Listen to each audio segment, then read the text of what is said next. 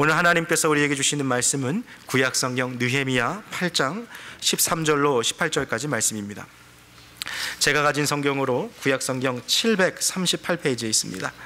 느헤미야 8장 13절에서 18절까지 말씀입니다.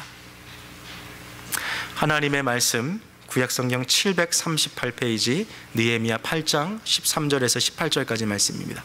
제가 먼저 13절 받들어 읽겠습니다. 그 이튿날 뭇 백성의 족장들과 제사장들과 레위 사람들이 율법의 말씀을 밝히 알고자 하여 학사 에스라의 곳에 모여서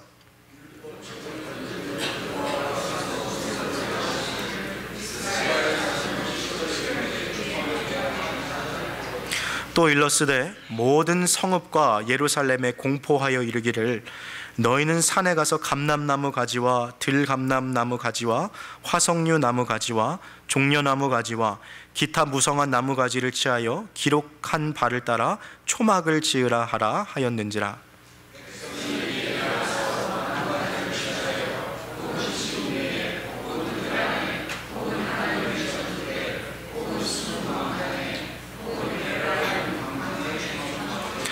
사로잡혔다가 돌아온 회무리가 다 초막을 짓고 그 안에 거하니 눈의 아들 여호수아 때로부터 그날까지 이스라엘 자손이 이같이 행함이 없었으므로 이에 크게 즐거워하며 에스라는 첫날부터 끝날까지 날마다 하나님의 율법책을 낭독하고 무리가 7일 동안 절기를 지키고 제8일의 규례를 따라 성회를 열었느니라.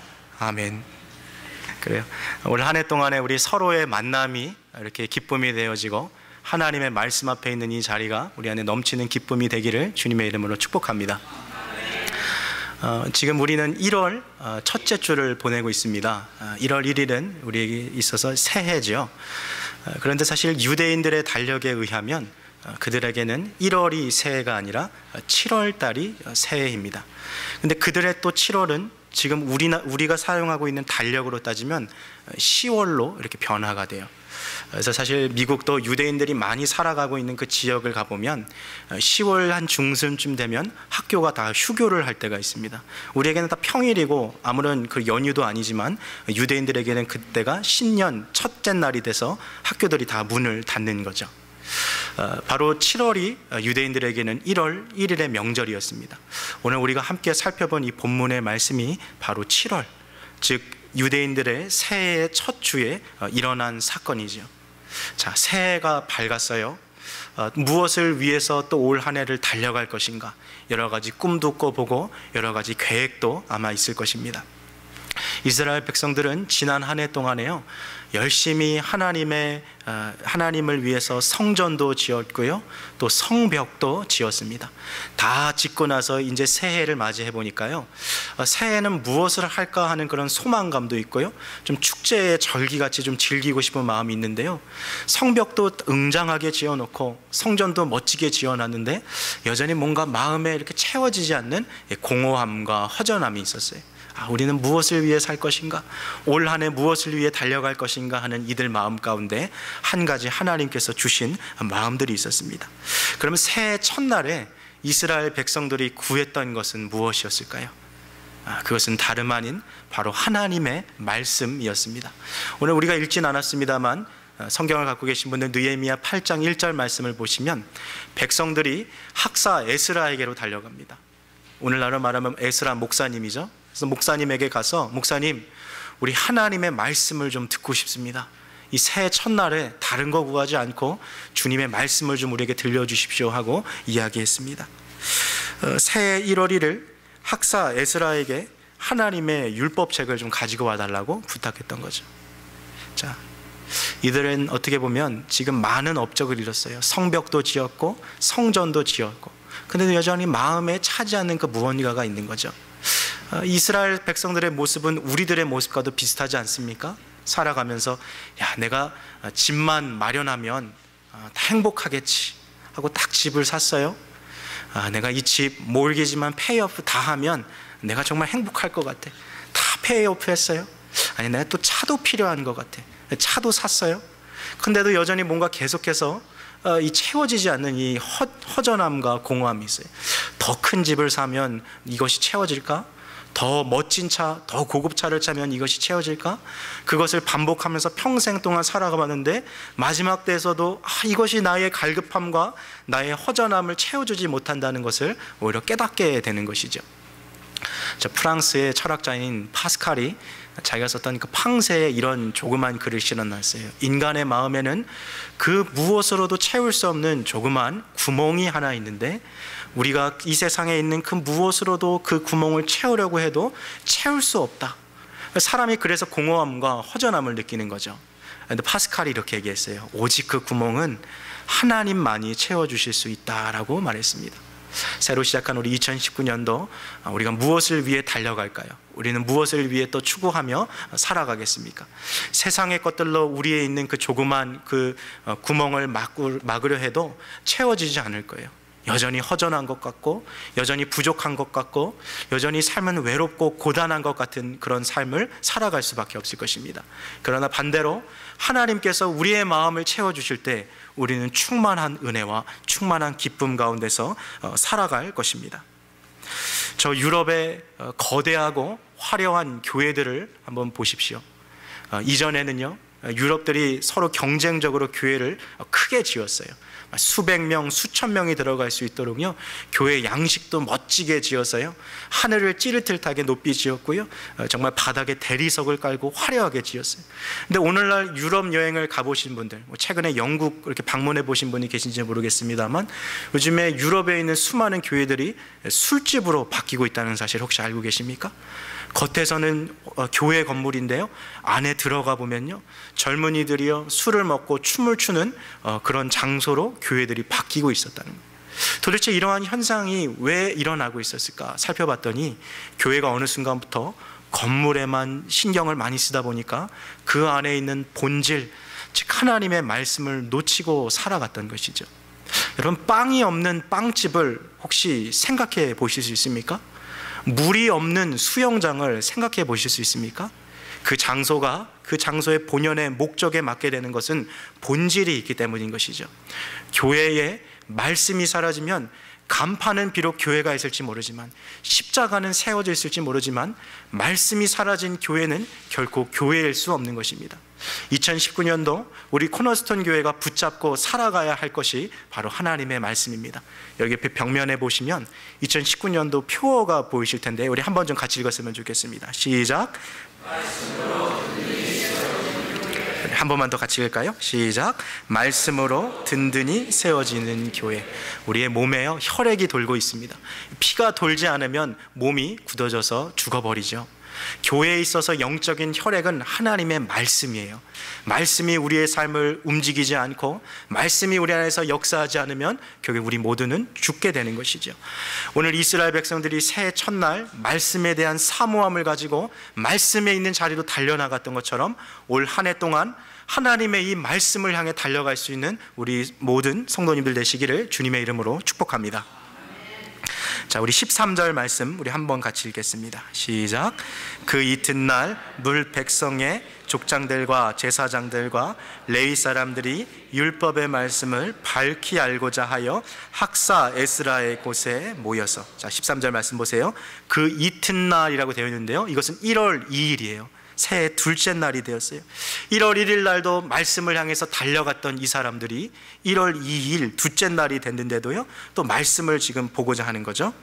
자, 13절 말씀에 보니까요, 지금 그 이유를 이렇게 설명해요.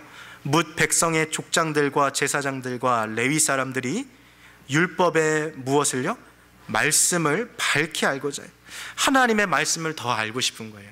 물론 이 성경이요, 우리가 창세기로부터 요한계시록까지 이렇게 천천히 읽어나가면 하나님이 이런 분이시구나, 예수님이 이런 분이시구나, 그래 예수님이 나를 구원하시기 위해 이런 일들을 하셨구나 하는 것들이 이해가 돼요. 초등학교 어린아이들도 글만 읽을 수 있으면 누구나 다 구원의 지식을 얻을 수 있는 것이 성경의 수준이에요. 그런데 또 한편으로 성경은요, 누군가의 도움이 있으면 더 잘 이해가 돼요.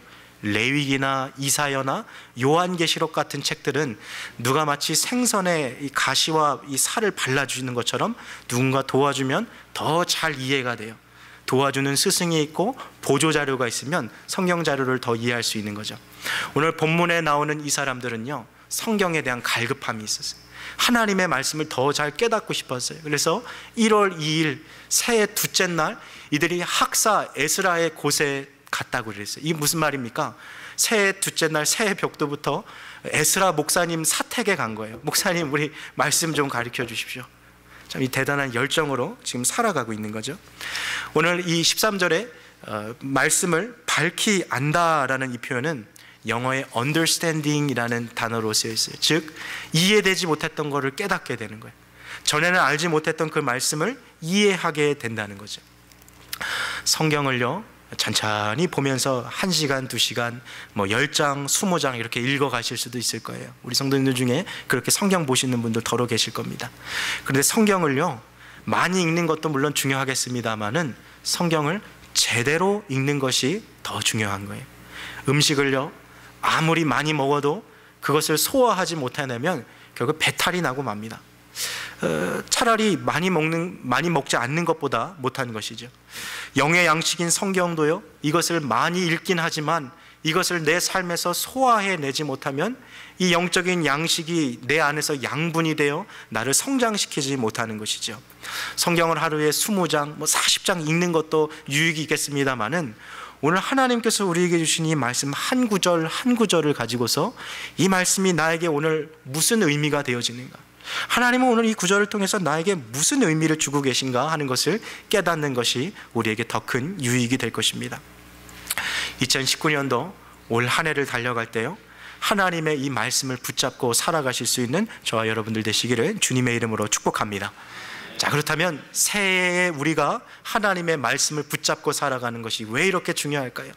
왜 오늘 우리는 말씀으로 사는 새해를 우리가 결단하고 있는 것일까요? 그 첫 번째 이유는요, 사람은 말씀을 깨달은 만큼만 살아갈 수 있기 때문입니다. 저를 한 번만 따라해 주시겠습니까? 인생은 깨달은 만큼 산다.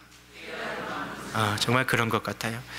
사람은요, 자기가 경험한 거, 자기가 아는 거, 그 지식과 경험의 한계에 갇혀 있을 때가 참 많은 것 같아요.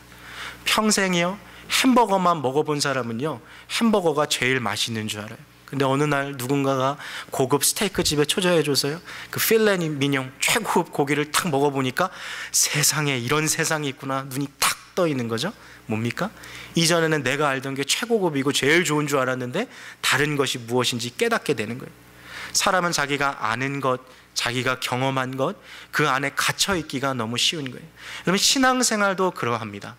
내가 아는 하나님의 수준, 내가 아는 말씀의 수준, 내가 아는 신앙생활의 수준에 갇혀 있을 때가 많아요. 특히 교회를 10년, 20년 넘게 다니다 보면 신앙생활이라는 건 이런 거지, 교회 생활이라는 거는 이런 거지, 하나님은 이런 분이야 하고 자기의 지식과 그동안의 교회 생활, 신앙생활의 경험의 한계에 갇혀 있을 때가 너무나도 많다는 거예요. 그래서 때로는 우리가요, 하나님의 말씀을 지금 알고 있는 수준보다 더 높은 차원으로 알아갈 수 있도록, 깨달을 수 있도록 노력하는 것이 참 중요합니다. 아마 여기 앉아 계신 우리 성도님들 중에서는 2019년을 시작하면서 참 복된 결단을 하신 분도 계실지 모르겠어요. 내가 올 한 해는 정말 신앙생활 한번 제대로 해봐야겠다. 내가 올 한 해는 정말 하나님의 기쁨이 되는 그런 삶을 한번 살아봐야겠다. 올 한 해는 내가 예전에 있었던 그 삶을 다 청산해버리고 과거에 그거 다 끊어버리고 정말 새로운 모습으로 한번 살아가 봐야겠다 하고 새해 벽두부터 결단하며 시작하신 분들이 계실 거예요. 자, 그런데 한국말 가운데 작심 며칠이요?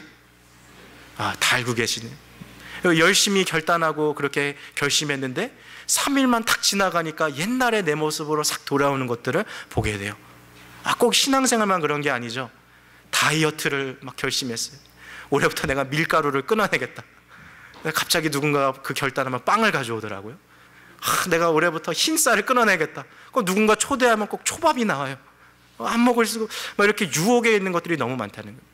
실제로 미국에서요, 한 연구 단체에서 연구를 해보니까요, 새해의 결심, New Year's Resolution, 올해 내가 운동 꼭 하겠습니다, 올해 내가 꼭 책을 보겠습니다, 올해 내가 꼭 다이어트를 하겠습니다는 이 결심이 언제 많이 깨지는 줄 아세요? 1월 12일 날 깨진다는 거예요. 한 달도 못 간다는, 그 결단했던 80% 이상이 다 깨졌어요. 우리의 인생은요, 결단과 결심만 가지고서는 이루어지지 않는다는 거예요. 하나님, 나 정말 하나님 위해서 올 한 해 제대로 신앙생활 해보겠습니다. 하나님, 나 한번 올 한 해 말씀으로 한번 살아보겠습니다. 결심과 결단만 가지고서는 사람이 변화하지 않아요. 그럼 무엇이 사람을 변화시킵니까? 우리가 깨달은 하나님의 말씀이 우리의 지성과 우리의 감성과 또 우리의 생활을 변화시킨다는 거예요. 그래서 하나님의 말씀을 깨닫는 것이 사람을 변화시키는 거예요. 예수 믿고 그 사람이 변화됐다는 것은 무슨 말입니까? 하나님의 말씀이 그 사람을 변화시켰다는 거예요. 오늘 2019년을 시작할 때요, 정말 이 하나님의 말씀을 깨닫는 것이 우리 안에 사모함이 있어서 이 말씀이 우리를 변화시킨다면 참 우리는 복된 삶을 살아갈 수 있을 것입니다. 말씀을 깨닫는 것이 그래서 중요한 거죠. 자, 두 번째로 말씀을 밝히 아는 것이 중요한 이유는요, 하나님의 말씀이 우리가 살아가야 할 삶의 방향을 제시해 주기 때문이죠. 앞서 이야기한 것처럼 어떤 분들은 야, 날 올 한 해 한번 이렇게 살아보겠다 하고 결단하는 분이 계신가 하면 오늘 이 자리에 앉아 계신 분들 중에는요, 참 삶이 막막한 분도 계실 거예요. 야, 새해는 밝았는데 남들은 다 저렇게 뭔가 열심히 살아가는 것 같은데 나는 무엇을 위해 살아갈 것인가? 내가 어떻게 살아가면 내 인생의 마지막 날에 후회가 가장 작은 삶을 살 수 있을까? 지난 한 해도 내 나름대로 열심히 살아왔던 것 같은데 올해 똑같은 목표를 그냥 갖고 살아가야 하는가 하고 뭔가 지금 방황하듯이 그렇게 고민하는 분들도 아마 더러 계실 것입니다. 여러분, 하나님의 말씀이 바로 우리의 삶을 인도해 주십니다. 배를 타고 저 넓은 바다를 항해하는 사람이요, 지도를 보고 나침반을 보고 자기가 원하는 방향을 향해 나아갈 때 우리는 그를 보고 항해하고 있다라고 말해요. 그러나 그 드넓은 바다에서 배의 키를 잡고 운전하는 사람이 지금 어디로 갈지도 모르고 그냥 바람이 돛을 이끄는 대로 가고 있다면 우리는 더 이상 그를 보고 항해하고 있다고 말하지 않고 뭐 하고 있단 말이에요? 표류하고 있다라고 말하는 거예요. 열심히 새벽부터 일어나서 저녁 늦게까지 살고 있어요. 일하고 있어요. 돈 벌면서 그렇게 하루하루 지내고 있지만 내가 왜 먹고 사는지, 내가 왜 이렇게 열심히 사는지, 내 인생의 끝에 내가 어떠한 모습을 이루는지 모르고 살아가는 것은 나침반도 없이 지도도 없이 그냥 바다에서 키 잡고 표류하고 있는 것과 똑같다는 거예요. 자, 그렇다면 하나님께서 우리에게 이 세상의 이 파도에 휩쓸려 살아가지 않도록, 그렇게 표류하지 않는 인생이 되도록 우리에게 하나의 지도를 주셨어요. 그 지도가 무엇입니까? 네, 제 손에 지금 들고 있는 게 뭐예요? 성경. 바로 이게 우리의 인생의 지도인 거예요. 자, 그렇다면 하나님께서 우리에게 이 세상을 멋지게 한번 항해해 보라고 이 지도를 주셨는데요, 이 지도를 닫고 있어야 될까요? 아니면 펼쳐야 될까요? 제가 너무 어려운 질문을 물어봤습니까? 닫아야 될까요? 열어야 될까요? 열어야 되겠죠. 올 한 해요, 말씀의 자리에서요, 말씀의 시간을 정해 놓으시고요, 하나님의 말씀을 펼치는 복이 있으시길 바랍니다. 이 말씀을 볼 때 인생에 표류하던 것이요, 인생의 항해로 바뀌는 거예요. 아, 내가 이것 때문에 이 세상에 태어났구나. 아, 내가 이렇게 살아가라고 하나님이 날 보내셨구나. 올 한 해 나는 이러한 가치, 하나님을 위해 살아가는 것이 이렇게 기쁘고 행복한 것이구나 하는 것들이 회복되는 거예요. 그러나 말씀을 덮는 순간, 성경책에 나도 모르게 먼지가 쌓이는 순간 어때요? 인생이 표류하기 시작하는 거예요. 살긴 사는데 무언가 자꾸 공허해요. 채워지지 않는 그 뻥 뚫린 구멍 앞에 뭔가 이렇게 허전하고, 가져도 더 갖고 싶고, 쉬어도 더 쉬고 싶고, 무언가 채워지지 않는 가슴 속 외로움이 있어서 삶을 방황할 수밖에 없는 것이죠. 그래서 하나님께서요, 우리가 이 세상을 살아가는 것에 있어서 방황하지 않도록 이 말씀을 주셨다는 것입니다. 저는 이렇게 교회를, 우리 코너스톤 교회를 바라볼 때 한 가지 좀 꿈꾸는 것이 있었어요. 2016년부터 제가 그것들을 꿈꿨던 것 같아요. 코너스톤 교회 할 때 생각났던 꿈, 제 안의 꿈은 무엇이었냐면, 우리 교회 성도님들이 주일날 아침에 딱 일어나면 미소가 이렇게 저절로 막 떠오르는 거예요. 야, 오늘 교회 가는 날이다. 오늘 가서 오늘 목사님 말씀, 무슨 말씀 들을까? 그게 기대되는 거. 두 번째는 성도님들 보는 게 기대되는 거야. 오늘 그 집사님 보면 또 무슨 얘기를 이렇게 담소를 나눌까? 함께 찬양하고 예배하며 기쁘고 즐거운 교회. 그 교회를 꿈꿨어요. 그리고 2018년도 새해를 시작하면서 제가 감사했던 것이요, 하나님께서 그런 꿈꿨던 교회를 이루어주신 것 같아요. 맞습니까? 그런 것 같아요. 서로 보이게. 비전을 가지고 교회를 바라보는 게 참 중요한 것 같더라고요. 근데 2018년도 제가 하나님 앞에 또 기도했어요. 하나님, 어떤 교회를 주님 또 이끌어 가기를 원하십니까? 우리에게 이렇게 기쁘고 만나면 서로 또 즐거움 있는 교회인데 단순히 거기서 멈추는 교회가 아니라 또 하나의 비전을 주님 저에게 주십시오. 그때 하나님이 저에게 주셨던 비전이 이거였어요. 말씀으로 교회를 든든히 세워가는 것이 참 중요한 것 같아요. 저를 한번 따라 보시겠습니까? 인생의 방황은 그리스도 예수를 만나면 끝이 나고, 신앙의 방황은 코너스톤 교회를 만나면 끝이 납니다. 이 고백이 우리의 진실로 되기를 주님의 이름으로 축복합니다. 참 그런 교회 됐으면 좋겠어요. 2019년도 하나님께서 시카고에 많은 교회들이 있지만 이 교회에 주신 이 비전을 가지고 그래 말씀으로 이 세상을 표류하는 것이 아니라 항해하면서 나아갈 수 있는 우리 모든 코너스톤 교회 성도님 되시기를 다시 한번 주님의 이름으로 축복합니다. 자, 우리 13절 말씀 우리 다시 한 번만 같이 읽겠습니다. 시작. 그 이튿날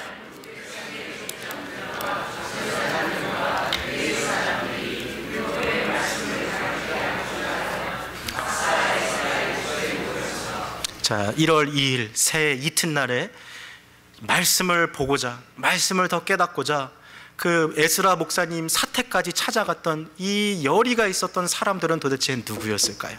첫 번째요, 족장들이었어요. 족장은 한 지파를 다스리는 우두머리죠. 오늘날로 말하면 한 가정의 가장이라고 할 수 있겠어요. 올 한 해 동안 우리의 가정을 어떻게 이끌어 나갈 것인가? 하나님께서 나에게 배우자도 맡겨주셨고 사랑스러운 내 자녀들도 맡겨주셨는데 내가 이들을 데리고 어떻게 우리의 가정을 이끌어 나갈까? 하나님의 말씀이 필요한 거예요.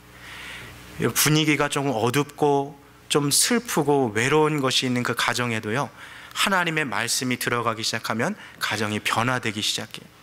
그래서 예수 안 믿던 가정에요, 누군가가 한 사람 예수 믿는 사람이 탁 들어가기 시작하면 그 가정의 어두움이 떠나가고 빛이 임하는 역사가 시작됩니다. 한 사람의 그 말씀을 갖고 살아가는 사람을 통해서 가정이 놀랍게 변화돼요. 올 한 해요, 여기 있는 우리 모두가 이 말씀의 가장들이 되기를 바라요. 하나님께서 내게 주시는 말씀을 가지고 가정 안에 들어갈 때요, 배우자와의 관계가 달라져요. 자녀들과의 관계가 달라져요. 내가 이 사람을 어떻게 바꿀까? 내가 내 자녀들을 어떻게 이끌까, 교육할까, 그렇게 고민하는 것이 아니라 하나님께서 말씀을 통해서 내게 주신 은혜를 내가 끼치면 가정이 변화하는 거예요. 올 한 해 이러한 놀라운 가정의 역사가 이 말씀의 가장들을 통하여서 우리 안에도 동일하게 일어날 것입니다. 자, 두 번째로 어떤 사람들이 또 이 에스라 목사님 집에 갔습니까? 제사장들. 여러분 한번 생각해 보세요. 제사장들은 뭐 하는 사람입니까? 말씀을 가르치고 또 말씀을 전하는 일이 직업인 사람들이에요. 그러니까 저와 같은 목회자 혹은 전도사님 같은 분들이죠. 근데 이들도요, 하나님의 말씀을 사모해서 더 깨닫고 싶어서 하나님의 말씀을 배우기 위해 가는 거예요. 저도요, 제가 직업이 목사입니다만 여전히 하나님의 말씀을 연구하고 배워갑니다. 저희가 지금 신년 초부터 성경 읽기표에 따라서 창세기를 막 읽고 있지 않아요? 근데 지난 한 주 동안 제가 창세기를 막 읽는데 무릎을 치면서 읽었어요. 야, 이 말씀에 또 이런 뜻이 있었구나. 평생 성경을 읽어왔는데 읽으면 읽을수록 사골구용물처럼 깊어지고 진해지는 게 하나님 말씀이더라고요. 하나님의 말씀을 또 배워가는 것. 하나님께서 저를 부르셨던 그 구절이 있어요. 에스겔서 3장 17절 말씀. 인자야, 내가 너를 이스라엘 족속의 파수꾼으로 불렀으니 너는 내 입의 말을 듣고 나를 대신하여 그들을 깨우치라. 그래서 항상 주의 말씀을 먼저 듣고 주님의 말씀을 전하는 그 자세가 저한테 있으려고 해요. 제사장들도 올 한 해 동안에 저도요, 하나님의 말씀 앞에 부지런히 달려가려고 힘쓸 거예요. 그래서 하나님께서 주시는 말씀을 가지고 이 앞에 서서 우리 성도님들에게 전할 수 있는 그 한 해가 되었으면 좋겠습니다. 저를 위해서도 계속해서 기도해 주시기를 바랍니다. 자, 세 번째 어떤 사람들이 있습니까? 레위 사람들이 있어요. 이 사람들은요, 교회에서 봉사하는 사람들 아닙니까? 쉽게 말하면 장로님, 권사님, 안수집사님, 또 교회의 뭐 기관장들, 부장님들, 또 순장님들, 또 선교회장님들, 뭐 찬양대 분들 다 섬기시는 분들이 바로 지금 레위 분들이에요. 자, 근데 이들이요, 새해 첫날에 할 일이 얼마나 많았겠습니까? 사역 준비할 게 얼마나 많았겠어요. 그런데 그거 다 내려놓고 먼저 어디로 갔어요? 말씀의 자리에 갔다는 거예요. 사역보다 더 중요한 것은 바로 말씀의 자리인 거예요. 여러분, 우리의 신앙생활에요, 말씀이 빠져버리고 사역만 남아버린다면 정말 그것은 우리 한국 표현으로 안고 없는 찐빵 가루 같은 거예요. 제일 중요한 것을 놓치고 살아가는 거예요. 신앙의 본질은요, 교회에 와서 사역하는 것이 아니에요. 그것은 말씀을 통한 열매로 나타나는 것입니다. 먼저 하나님 앞에 은혜를 받아야 기쁨으로 사역할 수 있는 거예요. 어느 순간부터 부엌에서 일하는 거, 찬양대원으로 섬기는 거, 순장 순모로 섬기는 거, 하나님께서 내게 맡겨주신 사역을 하는데 막 이게 짐스럽고 너무 어렵고, 와, 왜 이것 때문에 내 인생이 더 불행한 것처럼 느껴지고 있다면 뭐예요?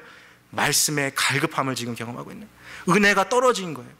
하나님께서 주신 구원의 은혜, 하나님께서 나와 함께 해주신 이 돌보심과 보호하심의 은혜가 있으니까 이 은혜에 감사해서 하나님을 섬길 수 있는 것인데, 그게 떨어져 버리니까 어느 순간부터 사역이 너무 부담되는 거예요. 2019년에요, 사역의 길에 먼저 가시기 전에 말씀의 자리에 가십시오. 하나님이 들려주시는 그 음성을 듣고 은혜로 충분히 충만하게 공급받고 사역하실 수 있기를 바랍니다. 여러분, 교회라는 이 말 자체가요, 무슨 뜻입니까? 가르칠 모일회. 우리는 무엇을 가르치기 위해서 모였어요? 어떤 교회는요, 교회 가보면 막 뜨개질 가르치더라고요. 어떤 교회는 막 꽃꽂이 가르치고요. 어떤 교회는 막 기타, 피아노도 가르쳐주고 태권도도 가르쳐주고, 다 그것도요, 교회 안에서 전도의 방향으로 다 좋은 거예요. 나쁘다고 얘기하는 것이 아니에요. 그렇게 할 수 있으면 참 좋겠어요. 그렇지만 교회에서 정작 가르쳐야 할 것, 제일 중요한 본질은 무엇입니까? 말씀을 가르치는 거. 말씀을. 올 한 해요, 말씀을 가르치는 자가 되든지 말씀을 배우는 자가 되든지 둘 중에 그 한 곳의 자리에 부지런해 있어서 하나님의 말씀이 우리 안에 흥왕케 되어지는 그런 부흥하는 교회가 되기를 주님의 이름으로 축복합니다. 자, 새해 벽두부터 하나님의 말씀을 공부했던 사람들, 에스라 목사님 사택에 찾아가서 함께 소그룹으로 공부하고 있던 이 사람들이요, 그날 마침 읽었던 본문이 이들의 두 눈을 사로잡았어요. 그게 무슨 말씀이었을까요? 우리 14절 15절 말씀 한번 같이 읽겠습니다. 시작. 율법책을 본즉 여호와께서 모세로 명하시기를 이스라엘 자손은 7월 절기에 초막에 거할지니라 하였고, 또 일렀으되 모든 성읍과 예루살렘에 공포하여 이르기를 너희는 산에 가서 감람나무 가지와 들나무 화석류 나무 가지와 종려나무 가지와 기타 무성한 나무가지를 취하여 기록한 바를 따라 초막을 지으라. 자, 에스라 목사님하고 성경 공부를 하고 있는데 그날 마침 본문이 뭐였어요? 초막을 지으라 라는 이 본문을 읽었어요. 아마도 이들이 읽고 있었던 본문은 레위기 23장 33절에서 44절 본문이었을 거예요. 초막을 지으라. 제가 한 번만 좀 읽어드릴까요? 여호와께서 모세에게 일러 가라사대 이스라엘 자손에게 이르라 7월 15일은 초막절이니 여호와를 위하여 7일 동안 지내라. 초막이라는 게 요즘에 사용하지 않는 단어입니다만, 이 초막이 뭐죠? 우리가 잘 아는 텐트예요. 텐트, 장막, 초막. 그래서 초막절을 장막절이라고도 하죠. 텐트. 이 초막절은요, 유월절과 오순절을 비롯해서 유대 민족의 3대 절기입니다. 그러니까 이 초막절을 왜 지켰을까요? 뭘 기념하는 절기일까요? 이스라엘 백성들이요, 애굽에서 400년 동안 노예로 살아가다가 출애굽을 하게 되죠. 그래서 광야에서 뭘 짓고 살아갑니까? 초막, 텐트를 짓고 살아가는 거예요. 근데 40년 동안 그렇게 광야에서 텐트 짓고 살았는데 지나고 나서 보니까 하나님이요, 먹을 것도 주셨고 옷도 헤어지지 않게 해주셨고 그 뜨거운 해와 추운 바람 속에서 다 보호해 주셨다는 거예요. 그거를 감사하는 기념으로 지키는 절기가 뭐예요? 초막절이에요. 그래서 나중에 가나안 땅, 약속의 땅에 들어가서도요, 매년 7월 15일이 되면 나무로 지은 집, 벽돌로 지은 집에 살아가던 사람들이 다 길거리에 나와서 장막을 치고 일주일 동안 텐트 속에서 부모와 자녀들이 지냈어요. 자녀들이 물어봤겠죠. 엄마, 왜 저렇게 따뜻한 집, 저 난방되는 집, 저 온돌 있는 집 놔두고 왜 우리 이렇게 장막에서 지내? 그때 자녀들에게 이 말씀을 전해주는 거죠. 우리 조상들이 애굽에서 나와서 40년 동안 광야에서 살아갈 때 하나님께서 이렇게 천막을 치고 사는 우리의 조상들을 도와주셨어요. 이 기념하는 날이 바로 초막절이에요. 근데 이 초막절이 매년 7월 15일 날 정해졌거든요. 근데 지금 날짜가 언제입니까? 오늘 본문의 날짜가 7월 2일이었어요. 즉 초막절을 지키기 13일 전에 일어난 사건인 거예요.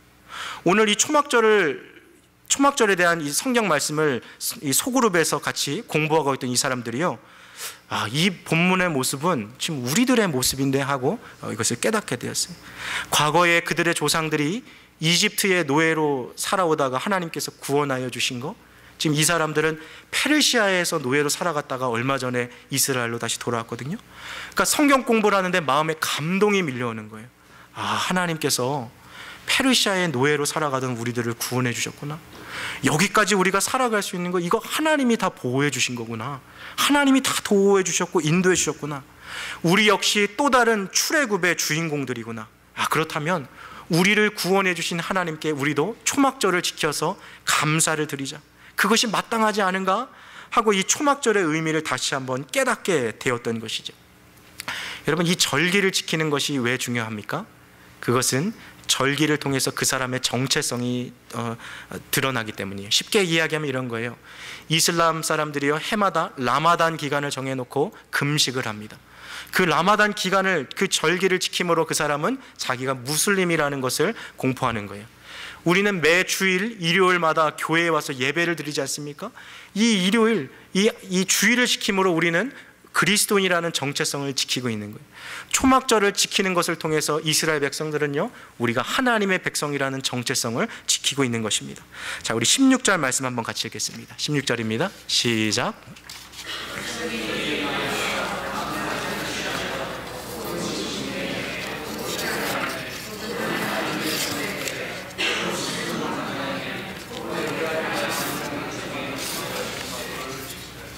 자, 우리가 앞서 13절에는 누가 학사 에스라의 집에 가서 하나님의 말씀을 공부했습니까? 족장들, 제사장들, 또 레위 사람들이 갔어요. 자, 그런데 16절에 보니까 지금 초막을 짓는 사람들은 누굽니까? 16절 첫 번째 단어가 뭐예요? 백성. 이상하죠? 성경 공부는 제사장하고 족장들하고 레위 사람들이 했는데 지금 이 텐트, 천막은 누가 짓고 있어요? 백성이 짓고 있는. 그러면 이게 영적인 원리인 거예요. 한 교회의 리더들이요, 말씀에 대해서 바로 깨닫고 그 말씀에 대한 그 적용을 삶에 가져갈 때요, 그 영향력이 교회 전체로 퍼져지게 되는 거예요. 목사님, 나는 장로고, 나는 권사고, 목사님, 나는 모태신앙이고, 목사님, 나는 교회를 막 20년 30년 다녔는데 성경 공부 그거 나 필요 없습니다. 목사님, 나 다 알고 있어요. 그런 게 아니에요. 뭡니까? 여전히 우리에게도 깨달아야 될 하나님의 말씀이 있는 거예요. 우리 한 사람 한 사람이 성경을 통해서 하나님의 말씀을 깨달을 때 그것이 전체의 영향으로 퍼지게 되는 거예요. 여러분, 머리에 한번 피라미드를 하나 그려보시겠어요? 피라미드의 꼭지점에 있는 것을 우리가 리더라고 생각해 봅시다. 교회의 어떤 장일 수도 있겠죠. 근데 이 장이요, 장에 있는 위치에 있는 사람이 하나님의 말씀을 깨닫기 시작하자 그것이, 그 영향력이 피라미드 밑에까지 내려오는 거예요. 우리가 이 현상을 저변 확대 현상이라고 그러거든요. 하나님께서 우리에게 말씀을 주실 때요, 내가 신앙의 연수가 많든지 나이가 많든지 내가 어떤 직분을 갖고 있든지 그것이 다 상관이 있는 것이 아니라 내려놓고 먼저 우리가 하나님의 말씀 앞에 있을 때 그것이 좋은 영향력으로 흘러오게 되어 있는 것이죠. 하나님의 말씀을 공부하고 또 하나님의 말씀을 배웠던 이 리더들의 말씀이 온 공동체의 비전이 되어서요, 온 이스라엘 백성들을 이끌어가기 시작했어요. 여러분, 교회의 부흥도 마찬가지입니다.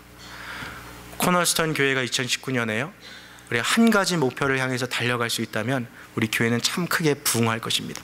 자, 그렇다면 우리는 뭘 보고 나아갈까요? 단순히 2019년 한 해만 바라보는 것이 아니라 무엇 때문에 도대체 이 교회가 존재하며 우리는 무엇을 보고 달려갈까요? 주보 한번 보시겠어요? 주보 한번 겉표지를 한번 보시겠습니까? 여기 가장 표지를 한번 보시겠어요? 여기 보면 이렇게 써 있죠. 하나님의 뭐가 있는 교회예요? 꿈이 있는 교회. 우리 교회는 하나님의 꿈이 있는 교회. 그렇다면 코너스턴 교회가 꿈꾸고 있는 것은 무엇입니까? 라는 이 질문. 도대체 우리 교회는 뭘 보고 나갈까요? 뭘 저변 확대하기를 원하는 것일까요? 제일 밑에 보시면 말씀으로 라고 시작하는데 문제. 우리 이 부분 함께 같이 읽겠습니다. 시작. 말씀으로 예수님의 온전한 제자 삼아 하나님 나라 세워가는 성령의 공동체. 우리 이거 하려고 모여 있는 거예요. 단순히 이곳에 와서 그냥 교제하고 밥 먹고 웃다가 떠들고 가는 그런 교회가 아니라 하나님의 말씀을 통해서 정말 예수님의 제자를 삼고 그것을 통해 이곳에 하나님의 나라를 확장하며 성령께서 우리 가운데 역사하시는 그 공동체를 만들어가기 위해 우리가 모여 있다는 거예요. 이러한 것이 우리 안에서 저변 확대를 통해서 온 교회가 한 마음으로 나갈 수 있다면 반드시 하나님께서 우리에게 큰 은혜를 주실 것입니다. 코너스톤 교회 안에 이 마음을 가지고 살아갈 수 있기를 주님의 이름으로 다시 한번 축복합니다. 자, 17절 말씀 우리 마지막으로 함께 같이 읽겠습니다. 17절입니다. 시작. 사로잡혔다가 돌아온 회 무리가 다 초막을 짓고 그 안에 거하니 눈의 아들 여호수아 때로부터 그날까지 이스라엘 자손이 이같이 행함이 없었으므로 이에 크게 즐거워하며. 자, 성경 공부를 통해서요 초막절에 대해서 배웠어요. 아, 이렇게 사는 것이 하나님의 뜻이구나. 그래서 그 해의 7월에 이스라엘 백성들이요 지붕에도 창막을 쳐보고 집 마당에도 천막을 쳐보고 교회, 오늘날로 말하면 파킹락 같은 거죠, 성전 그 뜰 앞에다가 이 텐트를 치고 사람들이 모였어요. 한번 상상해 보세요. 이 광경을, 이스라엘 백성들, 이스라엘 전역에 이 텐트가 쳐지는 이 광경 어마어마하지 않겠습니까? 자, 그런데 오늘 이 본문 17절은요 한 가지 흥미로운 사실을 말해주고 있습니다. 사로잡혔다가 돌아온 회 무리가 다 초막을 짓고 그 안에 거하니 눈의 아들 여호수아 때로부터 그날까지 이스라엘 자손이 이같이 행함이 없었다. 여러분, 눈의 아들 여호수아가 오늘 본문보다 몇 년이나 더 앞선 사람인 줄 아세요? BC 1400년대 사람이에요. 오늘 본문은 BC 400년대 사람이에요. 1000년 동안 그 누구도 초막절을 지키지 않았어요. 근데 오늘 1000년 만에 초막절을 이스라엘 백성들이 지키는 거예요. 엄청난 장면인 거죠. 자, 오늘 이 모습을 보고 있는 하나님의 표정을 한번 생각해 보시겠습니까? 1000년 만에 아무도 기억해 주지 않고 아무도 지켜주지 않았던 하나님의 말씀을 오늘 이들이 기억하여 이스라엘 전역에 천막을 치고 초막을 치고 살아갔을 때 우리 하나님의 표정은, 제가 상상할 때 아마 하나님은 미소를 짓고 계셨을 것 같아요. 참 내 마음에 든다, 너무 기쁘다. 하나님 흡족해 하지 않으셨겠습니까? 자, 그런데 하나님의 마음을 기쁘게 했던 이스라엘 백성들에게는 또 어떤 복이 주어집니까? 17절 말씀 마지막 두 단어가 뭡니까? 크게 뭐 했어요? 뭐 했다고요? 즐거. 하나님의 말씀에 순종하여 살아가는 자들에게 주님이 주시는 복이 바로 큰 기쁨인 것입니다. They were all filled with great joy. 작은 기쁨이 아니라 큰 기쁨을 주셨다는 거예요. 저를 한번 따라해 주시겠습니까? 순종은 기쁨을 가져다 줍니다. 순종은 축복을 가져다 줍니다. 아멘이세요? 하나님은 그의 말씀대로 살아가는 자에게 기쁨과 놀라운 복을 부어주실 것입니다. 오늘 말씀을 좀 맺겠습니다. 오늘 새해 첫 주일을 맞이하고 있는 우리들은 무엇을 향해 달려가기를 원하고 있습니까? 이스라엘 백성들이 새해 벽두부터 하나님의 말씀을 향해 달려가서 주님의 말씀대로 그것을 자기의 삶에 적용하였을 때 하나님께서 이스라엘 백성들에게 큰 기쁨과 넘치는 복을 부어주셨던 것처럼 올 한 해 하나님 앞에 말씀의 자리에 달려가고 말씀의 시간을 지키고 그곳에서 하나님의 말씀과 동행함으로 또한 말씀을 적용하고 순종함으로 하나님께서 2019년 우리에게 넘치는 기쁨과 복을 더하여 주시는 우리 모든 코너스톤 교회 성도님들의 삶 되시기를 주님의 이름으로 축복합니다. 이 시간 함께 같이 기도하시겠습니다.